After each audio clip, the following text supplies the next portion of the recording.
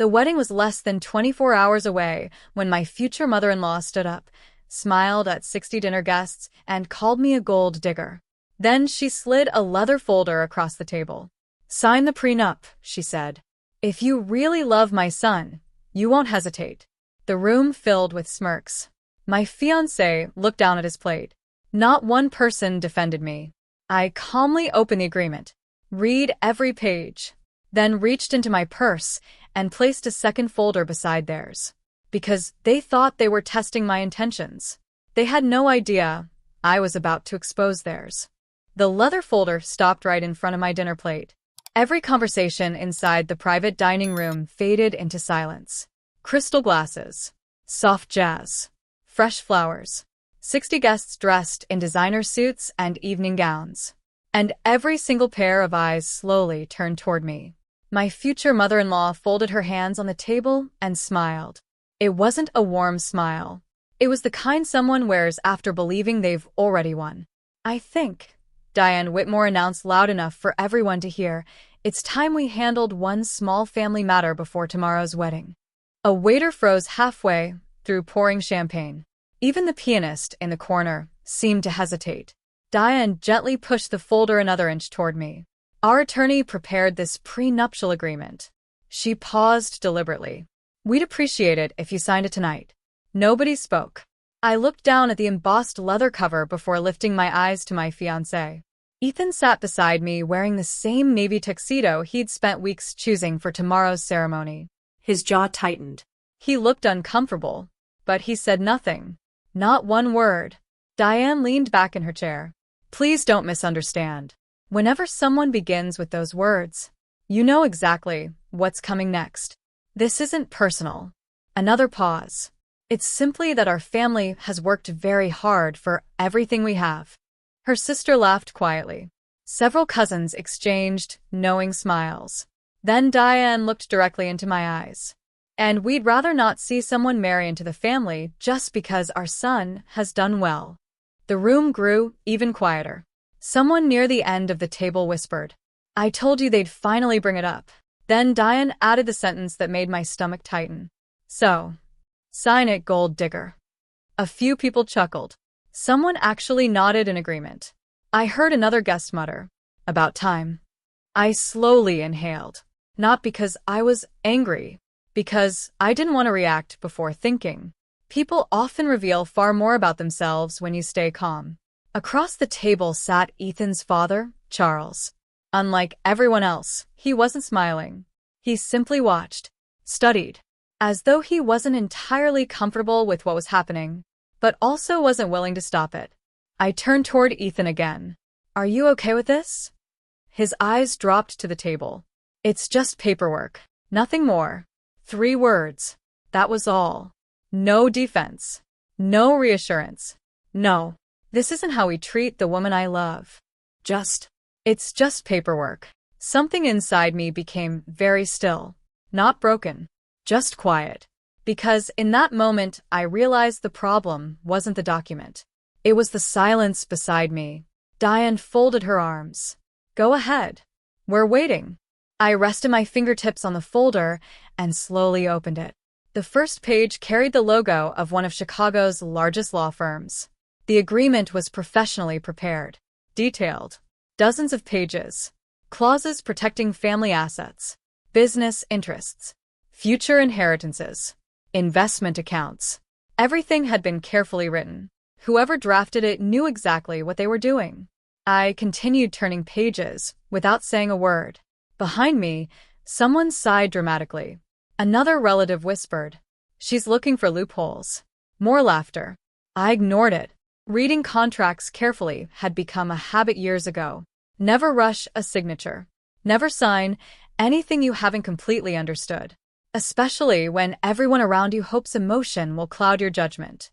After several minutes, I quietly closed the folder. Diane smiled again. "I'll get you a pen." She slid an expensive fountain pen across the white tablecloth until it stopped beside my hand. "There. Now we can all enjoy dessert." Around the room, shoulders relaxed. Several guests smiled, already convinced they knew exactly how the evening would end. They thought I would either refuse, creating drama, or sign immediately, confirming every assumption they'd made about me. Neither option interested me. I picked up the pen, held it above the signature line, waited just long enough for everyone to lean forward. Then, instead of signing, I carefully placed the pen back on the table. Without saying a single word, I reached down beside my chair, opened my handbag, and removed another leather folder. It looked almost identical to theirs, except mine was thicker, far thicker. The smiles around the table slowly disappeared. Charles Whitmore straightened in his chair. For the first time that evening, his expression changed. Confusion, curiosity, maybe even concern. Diane frowned. What exactly is that? I placed my folder gently beside theirs, smiled politely, and finally broke the silence. I'll be happy to discuss your agreement, but first, I think it's only fair that everyone reads mine. Nobody reached for dessert. Nobody even reached for their water. Every person in that private dining room stared at the folder sitting beside my plate. Diane folded her arms. What is that supposed to be? My attorney's paperwork, I answered. The confidence disappeared from a few faces. Someone laughed nervously. Oh, come on. You actually brought your own prenup? I did. I slid the folder toward the center of the table. I had it prepared 3 weeks ago. Ethan blinked. You never mentioned this. I looked at him. You never asked. Silence settled over the room again. Diane forced a smile. Well, this should be interesting. It is, I replied calmly. But before anyone opens it, may I ask one question? Nobody answered. I looked around the table. How many of you know what I actually do for a living? Blank expressions. One cousin shrugged. I thought you worked from home. Another spoke. Something with computers. Someone else added. I assumed Ethan was paying for everything. A few people nodded. I smiled politely. Thank you. That's exactly what I thought. You assumed. I rested both hands on the table. I've never hidden my career. I simply never felt the need to introduce myself with a financial statement. Charles, my future father-in-law, leaned forward for the first time all evening. What is it that you do, exactly? I build companies. The room stayed quiet. I founded a cybersecurity software company 12 years ago with 2 college friends. We started in a rented warehouse with folding tables and second-hand laptops. We worked 7 days a week. There were months when we couldn't afford salaries. I slept in the office more times than I'd like to admit. Nobody interrupted. We spent nearly 8 years building that business. 3 years ago, we sold it. Someone across the table laughed. For how much? I smiled. My attorney advised me never to discuss exact numbers in public. The laughter stopped. I can tell you this. It was enough that I never needed another paycheck. Even Ethan looked stunned. You sold a company? Yes. You never told me. I told you I had exited a business. You said you were consulting. I am. Consulting is simply what I chose to do afterward. I looked around the room. I invest in small technology companies. I mentor founders. I sit on 2 advisory boards. And I spend most Fridays volunteering with a nonprofit that teaches coding to high school students. Nobody said a word. The image they'd created of me was beginning to crack. Diane finally cleared her throat. If all that's true, why drive a 12-year-old Honda? I smiled. Because it starts every morning. A few guests laughed to spite themselves.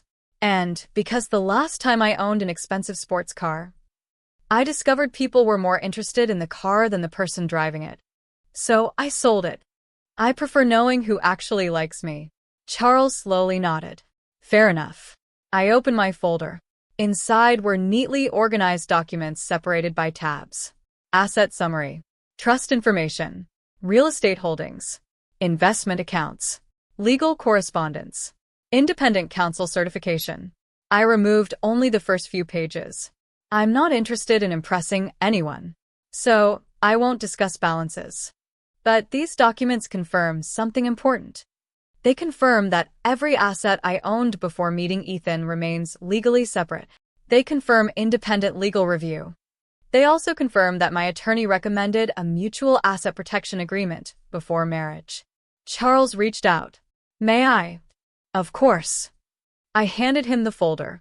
He adjusted his reading glasses. The room became so quiet I could hear pages turning. His eyebrows lifted, then lifted again. Finally, he stopped reading and looked directly at me. You own commercial property? A few buildings. In Illinois. And Colorado. He continued reading. Investment partnerships. He turned another page. A charitable foundation? My parents started it. I helped manage it. Charles slowly lowered the papers. Across the table, Diane's confidence had completely disappeared. This can't be right. It is, Charles replied without looking at her. It's all notarized. He flipped to another document. There are letters from 2 law firms. And an independent accounting certification. He looked toward Ethan. Did you know any of this? Ethan slowly shook his head. No. I honestly didn't. I looked at him gently. You never asked about my finances. You only asked if I was happy. I thought that was enough. His face reddened. I thought so too. Charles continued reviewing the documents before closing the folder with surprising care. Then he removed his glasses. Looked first at Diane, then around the entire room. Finally, his eyes settled on me. There was no anger in them, only disbelief. He took a slow breath before asking one quiet question that silenced every person at the rehearsal dinner. If all of this is true, why did everyone in this family decide who you were? Without ever taking the time to know you? No one answered Charles. Not Diane. Not Ethan. Not a single one of the 60 guests sitting around the table. The silence that followed felt heavier than every accusation that had filled the room only minutes earlier. Charles slowly closed my folder. Then he stood. I owe you an apology. His voice wasn't loud. It didn't have to be. Everyone heard it. I judged you before I knew you.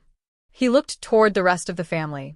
And apparently, so did all of us. Diane immediately shook her head. Charles, don't overreact. I'm protecting our son. Charles turned toward her. No. You were protecting an assumption. She opened her mouth to argue. Nothing came out. For the first time all evening, she didn't have the room on her side. Several guests quietly looked down at their plates. One of Ethan's cousins finally spoke. I thought she didn't have much. Another aunt sighed. I did too. I smiled gently.